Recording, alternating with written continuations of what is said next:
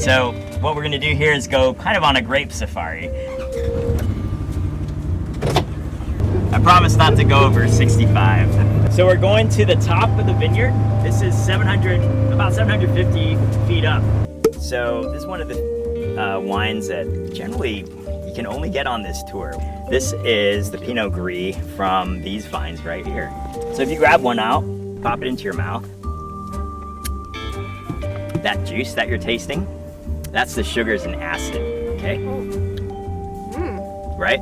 So that first expression you get is the acidity.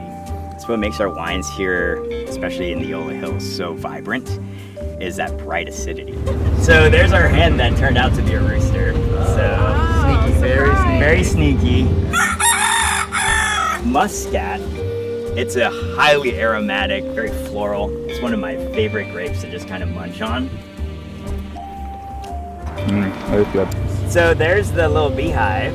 So that's where for our honey. So bring your cups because we're gonna have some Pinot Noir.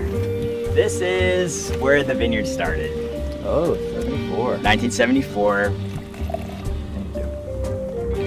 What I love about wine is it forces you to listen and be quiet and still.